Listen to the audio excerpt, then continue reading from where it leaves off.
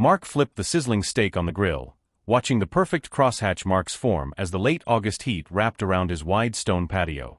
The sun drifted slowly behind the hills, casting long shadows over the pool and citrus trees that decorated his backyard. After 6 quiet months of marriage to Bella, he still felt grateful for the life he had built with his own hands. But tonight something felt different. His future son-in-law, Adam, kept checking his phone like a man waiting for danger. Mark noticed the tremor in Adam's hand each time he lifted the bottle of beer. "How do you want your steak, Adam?" Mark asked calmly. Adam blinked, startled. "Medium, whatever you think, sir." Mark pretended to focus on the grill, but he was studying Adam's reactions carefully. His daughter, Olivia, had fallen for the young personal trainer quickly, far quicker than Mark expected. She believed she'd found real love, but Mark saw something else in Adam's eyes, something restless, calculating. Bella stepped out from the kitchen carrying a platter of corn, elegant as always with her silver-streaked hair tied into a neat twist. "Almost ready?" she asked with a soft smile. 5 minutes, Mark replied. When Adam fumbled his beer again while thanking Mark for offering to help them buy a house, Mark's instincts twitched. Something wasn't right. Something was hiding beneath Adam's polite smiles. Dinner finished as the sky faded to navy blue. The laughter around the table sounded warm, but Mark could feel cracks beneath it, cracks only decades of business negotiations had trained him to recognize. When Olivia stepped inside to wash her hands, Mark caught a quick, sharp exchange of looks between Bella and Adam. Adam lifted his eyebrows slightly, almost asking a question, and Bella gave the smallest nod in return. It lasted barely 2 seconds, but it cut through Mark like cold wind. The moment Olivia returned, both of them laughed too brightly, pretending nothing happened. Mark kept eating, but he no longer tasted the food. His instincts whispered louder now. Something was very wrong. Later that night, Mark sat in his dark office, staring out at the quiet ripples of the pool. He was about to check emails when he heard Bella's voice from the bedroom down the hall, low, urgent, and nothing like the gentle tone she used with him. He moved silently, stopping at the slightly open door. 2 more weeks, Bella whispered into her phone. "Just stay patient. He doesn't suspect anything. Everything is going exactly as planned." Mark's heart froze. He stepped away slowly, closing his office door without a sound. For 2 years after losing his first wife, he believed fate had gifted him a second chance with Bella. Now he sat in darkness, realizing he might not know her at all. The next days crawled like years. Mark watched Bella closely, memorizing her routines, her calls, her strange new nervousness. One morning, she left her tablet on the counter while heading upstairs to shower. The screen was unlocked. He didn't mean to snoop, he simply glanced. But the moment he saw it, the breath left his lungs. Bella's credit card statements showed payments to a fitness center every Tuesday and Thursday for the last 7 months. That same gym where Adam worked. 7 months, 1 month before Bella accidentally met Mark, and 2 months before Adam accidentally met Olivia. The timeline formed in his mind like puzzle pieces snapping into place. None of it was coincidence. Mark stood frozen in the kitchen, staring at the glowing tablet screen as the truth arranged itself inside his mind. Bella had known Adam long before any introductions were made.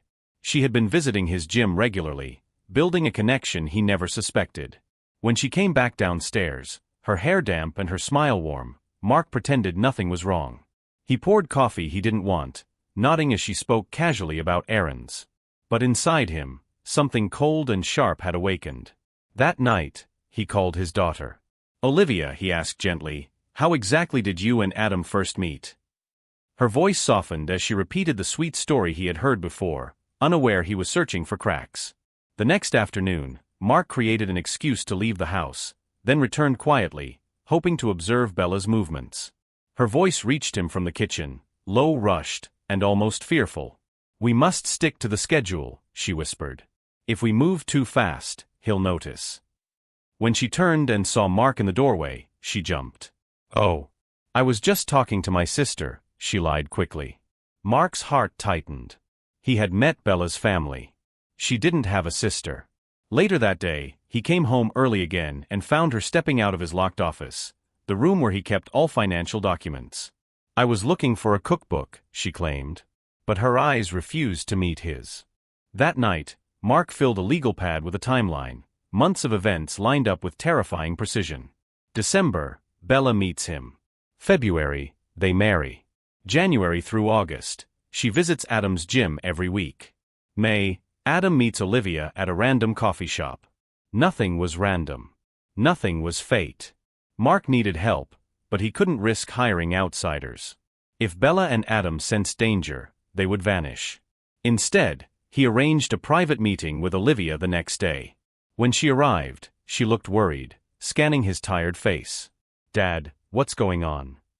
He slid a folder across the table. "I need you to look at this as a lawyer, not as someone in love." Olivia studied the printed credit card records, her expression changing slowly from confusion to disbelief. "Dad, she's been seeing Adam's gym for 7 months?" Mark nodded. "Before she met me. Before he met you." Olivia swallowed hard. It could be coincidence. But her voice trembled. Mark pushed the second page forward, a neatly drawn timeline showing every suspicious event. Olivia stared at it, the lawyer in her awakening. This doesn't look accidental," she whispered. Mark leaned forward. "Check his things. If I'm wrong, we forget everything. But if I'm right, you're marrying a liar." Olivia hesitated, then stood. "His gym bag is in my room. Let's look." Inside the bag, under folded shirts and a towel, Olivia found the papers that shattered her remaining hope. First, a debt note, $85,000 owed to a private lender, interest rising every month, final payment due soon. Then a small torn note in Adam's handwriting, Plan B, trust access. August 29th. Olivia's breath shook. "Dad, he was planning something with Bella. Something with your trust." Mark placed a steady hand on her shoulder. "We need more proof. But now we know the truth." Olivia closed the bag slowly, her eyes no longer soft with love. "Then we build a case," she said. "And when we have enough, we strike." Olivia sat quietly at the dining table, her fingers resting on the debt papers as if they were burning her skin. "He lied to me," she whispered, not in anger but in stunned disbelief. Mark sat across from her, watching her fight between the lawyer in her and the woman betrayed. "We don't confront them yet," Mark said calmly. "If we move too early, they'll cover their tracks." Olivia nodded, though her jaw tightened. "So what do we do?" she asked. Mark spoke softly but firmly. "We let them talk. We let them believe they're winning. And then we take everything back." 2 days later, Olivia placed her phone carefully on the kitchen counter before leaving for work, screen down but recording. She had discovered Adam's habit of stopping by during mid-morning gym breaks. That day, he wasn't alone. When Olivia returned, she played the recording with trembling hands. Adam's voice came first. "She's gone for an hour. We're good." Then Bella's voice, smooth and confident. "The wedding is 10 days away. Once you're married, he'll add you to the trust. I'll convince him. He believes everything I say." Olivia froze, eyes wide. Mark listened beside her, face expressionless. Now they had the evidence they needed. The recording grew darker. "We wait a few months," Adam said. "Then we move the money into the shell account." Bella chuckled softly. "By the time Mark realizes anything, we'll be gone. 4 million each. Easy." Olivia pressed pause, breath shaking. "Dad, they're monsters." Mark placed a steady hand on her shoulder. "No. They're amateurs. And amateurs always make mistakes." Olivia wiped her eyes and whispered, "What now?" Mark's answer was quiet but razor-sharp. "Now we plan. Now we build the trap." For the next few days, father and daughter worked with silent determination. Olivia gathered legal notes, reviewed fraud procedures, and checked documents Adam had left at her apartment. Mark monitored Bella, memorizing her routines, her calls, even her footsteps in the hallway at night. "We strike on the wedding week," Mark decided. "They'll be relaxed, confident, blind." Olivia nodded. "And by the time they realize anything, the case will already be closed." She looked at her father with new eyes, no longer the gentleman she knew, but someone sharpened by betrayal. "We finish this together," she said. "All the way." Mark pretended everything was normal. He still cooked dinner. He still kissed Bella on the cheek. He still listened as she spoke sweetly about the wedding plans that would never happen. But inside, he was rearranging every piece of his life: accounts, passwords, legal documents, property deeds. Olivia handled her side with equal precision. She smiled at Adam, sent him playful messages, even planned a fake cake tasting. At night, she met Mark in secret. "We'll cut them off at the root," she said one evening. Mark nodded. "And when the moment arrives, we won't hesitate." One afternoon, Mark returned home earlier than expected. Voices drifted from his office, whispers he wasn't meant to hear. He stepped closer and saw Adam and Bella standing over his financial files. "12 million total," Bella murmured. "Once Adam is added to the trust, everything will fall into place." Adam chuckled. "He's so easy to fool." Mark clenched his fists, ready to storm in. But then Olivia appeared behind him, shaking her head urgently. "Not now, Dad," she whispered. "If you go in there, everything we planned will fall apart." Mark took a breath and stepped back into the shadows. Outside the house, Olivia pulled Mark toward her car. "Dad, listen," she said softly. "I found something worse yesterday." She reached into her bag and pulled out forged documents, powers of attorney with Mark's signature copied perfectly. Adam kept these hidden. "They're preparing to move early." Mark's face darkened, but his voice stayed calm. "Then we move earlier." Olivia nodded. "We file during the wedding week. We secure everything before they even wake up." For the first time since the ordeal began, Mark smiled faintly. "They wanted a game," he said. "Now they'll see how it ends." The night before the planned confrontation, Mark invited Bella and Adam to a special dinner, pretending it was a warm family moment before the wedding. Bella arrived glowing, unaware the ground beneath her was already collapsing. Adam carried wine, smiling confidently. Olivia helped set the table, her expression unreadable. During dinner, Mark remained warm and conversational. "To new beginnings," he said. They toasted. Only Olivia knew which glasses she had laced with strong, harmless sleep supplements. Within an hour, Bella's eyes drooped. Adam struggled to stay awake. "Long day?" Mark asked gently. Neither had strength to answer. With calm voices and caring smiles, Mark and Olivia guided the two deceivers to the guest house. "Rest here tonight," Mark insisted. "Tomorrow is a big day." Adam mumbled agreement, already half asleep. Bella swayed as Olivia helped her lie down. Within minutes, both were unconscious. Olivia checked Bella's pulse. "Strong. They'll be out for hours," she said. Mark nodded and locked the guest house door. Back in the main house, they spread out their evidence across the dining table: recordings, forged documents, financial pages. "Tomorrow," Olivia whispered, "they wake up to nothing." Mark replied, "Tomorrow, justice begins."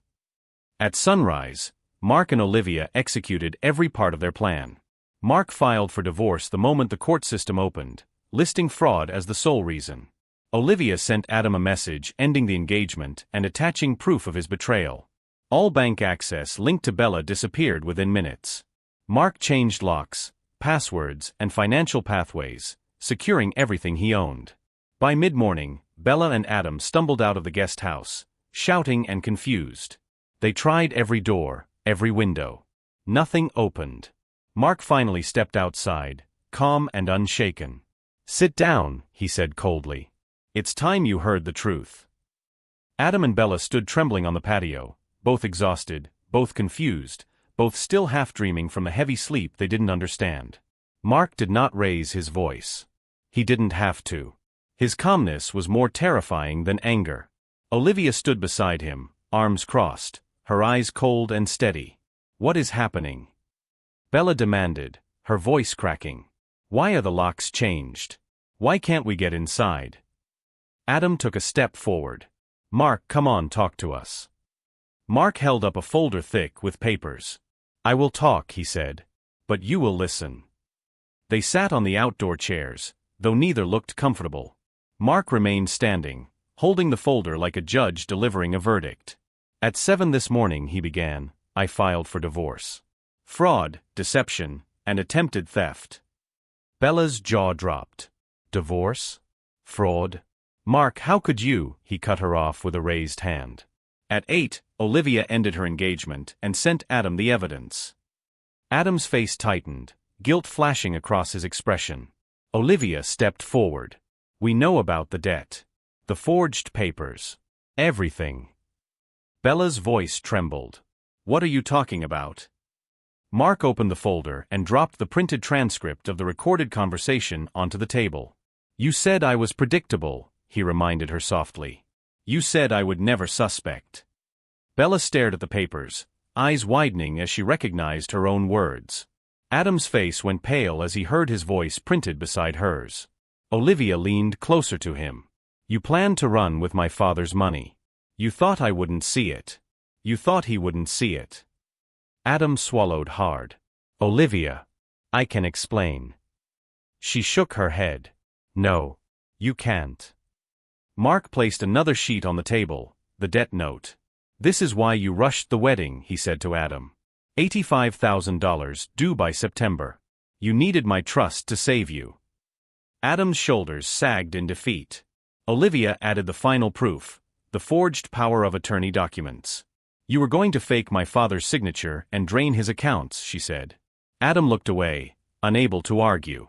Bella reached for Mark's hand, tears forming. Mark, please. I can fix this. I can explain everything. Mark stepped back sharply. No. You can't fix betrayal. For a moment, no one spoke. The warm morning breeze moved through the patio, but the air still felt heavy, poisoned by lies. Bella finally whispered, I didn't want to hurt you. Mark stared at her with steady eyes. You already did. Adam looked desperate now. Olivia, you love me. We can get past this. She laughed bitterly. Love? You planned to marry me for money, not for life. Adam reached for her arm. She pulled away fast. Don't touch me, she said. You lost that right the moment you chose greed. Mark pointed toward the driveway. You have 1 hour to collect your belongings, he said. After that, you are trespassing. Bella wiped her face with shaking hands. Mark, where am I supposed to go? She looked frightened now, but Mark did not soften. You go wherever people go when they gamble their future and lose. Adam muttered curses under his breath, pacing in frustration. Olivia watched him quietly, her expression unreadable. If you contact either of us again, she said firmly, we will file restraining orders. And we will win. Bella and Adam rushed into the guest house, grabbing clothes and scattered items, stuffing them into bags with frantic hands. Olivia stayed at the doorway, watching them without pity. What did you expect? She asked softly. A reward. Adam glared back. You set us up. Olivia stepped forward. We protected ourselves. You two were the ones setting traps. Bella looked at her miserably. Olivia, I never meant for you to get hurt. Olivia held her gaze for a long moment. But you hurt me anyway. Mark stood by his car, arms folded, watching as the two of them carried their bags out into the bright morning sun. Officer Daniels, a local police officer Mark trusted, parked at the curb to supervise. Adam threw his bag into the back of his car angrily. Bella lingered near Mark, tears streaming down her face. Mark, please. We had moments that were real. Mark looked at her without emotion. Maybe they were real for me, he said softly. But they were never real for you. Bella covered her mouth, sobbing. Adam slammed his car door shut. This isn't over, he growled. Officer Daniels stepped closer. Actually, it is, she said firmly. You have 30 seconds to leave this property. Adam muttered something under his breath and started the engine. Bella hesitated one last time, whispering, I'm sorry, Mark. But he didn't reply. He simply turned away. She finally entered her car and drove off behind Adam. Olivia stood at the top of the porch steps, watching the two cars disappear down the street like broken pieces drifting out of their lives. When the cars were gone, Mark exhaled slowly, as if releasing the last weight on his heart. Olivia walked to him and took his hand. It's done, she said quietly. He nodded, though his eyes were distant. I thought I was too old to be fooled like this, he murmured. Olivia squeezed his hand. Being kind isn't foolish, she said. But trusting the wrong people can be. Mark looked at her, grateful. At least I didn't fight this alone, he said. She smiled. We faced it together, Dad. And we won. For the rest of the morning, the house felt strangely quiet, almost too quiet after weeks of tension hiding beneath the walls. Mark walked through each room slowly, touching the back of a chair, the edge of a picture frame, the corner of his desk, as if reclaiming pieces of his life one by one. Olivia followed him silently, giving him space but staying close enough to support him if he needed it. When they reached his office, Mark paused. She stood right here, he said softly, planning how to take everything. Olivia placed a gentle hand on his shoulder. But she failed, she reminded him. Because you trusted your instincts. They sat down in the living room with 2 cups of coffee, neither drinking much. The events of the morning replayed in Mark's mind like scenes from a movie he never wanted to star in. I don't understand how someone can pretend for so long, he said quietly. Olivia leaned back, thinking. People who chase money always pretend the hardest, she said. They train themselves to smile like they care. Mark nodded slowly. Your mother never pretended. She was gentle. Honest. Olivia's face softened. Mom would be proud of how you handled this, she said. You defended yourself and you protected me. Later that afternoon, Mark stepped outside to the patio, the same place where everything first shifted, the place where he saw the suspicious glance between Bella and Adam. Now, sunlight sparkled across the pool, warm and peaceful. He sat down and closed his eyes for a moment. He was older now, yes, but not weak. They thought age meant blindness, he murmured. Olivia joined him with a small smile. But you saw more clearly than both of them, she said. He laughed lightly, the sound soft but real. Maybe losing your mother made me forget who I was, he said. But today reminded me. Dinner that evening was simple, takeout noodles and quiet conversation. Olivia spread the remaining evidence inside a folder labeled, closed. She tapped the cover gently. This stays with us, she said. If they ever try anything again, we're ready. Mark nodded, though he doubted they would ever dare return. Adam would soon face collectors for his debt. Bella had lost the financial future she hoped to steal. Do you think she cared at all? Mark asked suddenly. Olivia took a breath. Maybe, she said. But not enough. Not the way you cared for her. Mark looked down at his plate, silent. That night, Mark sat alone in his office, staring at a picture of his first wife. The gentle smile he had loved for decades seemed to comfort him across time. I almost let loneliness break me, he whispered. But I didn't fall completely. He set the picture back on the shelf and leaned back in his chair. Outside, wind brushed the windows softly. The house finally felt like home again, a place of safety, not deception. He closed his eyes, letting relief settle over him like a warm blanket. Tomorrow would be a new start. The next morning, Mark and Olivia shared breakfast at the kitchen island. No rushing, no tension, just quiet peace. What now? Olivia asked, stirring her tea. Mark smiled faintly. Now we rebuild, he said. Not my finances, they're intact. But my trust in myself. Olivia nodded softly. And maybe, she added carefully, one day you might meet someone honest. Mark chuckled.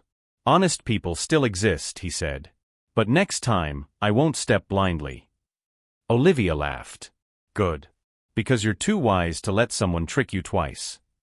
Later that week, Olivia returned to her apartment, but she visited every day. She refused to let her father heal alone. One afternoon, they took a slow walk around the neighborhood. My life could have been destroyed, Mark said thoughtfully. My business, my home, my peace, Olivia interrupted gently. But it wasn't. Because you fought. Mark looked at her with gratitude. Because we fought, he corrected. You were the strength I didn't know I still had. She smiled warmly. And you were the father I always knew you were. By the end of the week, the house was in order again. Locksmiths were gone. Legal papers were organized. New passwords were written down. Every trace of Bella's presence had been removed. Mark stood in the doorway of the guest room, the place where he had once offered comfort and safety. Now it felt like a reminder of deception. He closed the door gently. That chapter is over, he said. Olivia watched him, proud. You closed it with strength, Dad. Mark nodded. And with truth. That evening, father and daughter sat outside watching the orange sunset melt into the sky. The quiet felt different now, peaceful, not heavy. Mark lifted his glass of water. To clarity, he said softly. Olivia lifted hers. To justice. They tapped glasses lightly. Do you ever think they'll come back? Mark asked. Olivia shook her head. No. People who get caught this badly run from the place where they fell. Mark smiled faintly. Good. This home has survived enough lies. As night settled over the backyard, Mark took a deep breath and finally felt something he had not felt in many months: freedom. The danger was gone. The betrayal was exposed. The future was his again, untouched and secure. Olivia leaned her head on his shoulder. We made it through, she said softly. Mark nodded. Because we stood together. He looked at the quiet pool, glowing under the patio lights, and let the calm wash over him. The story ends, he whispered, with truth winning after all.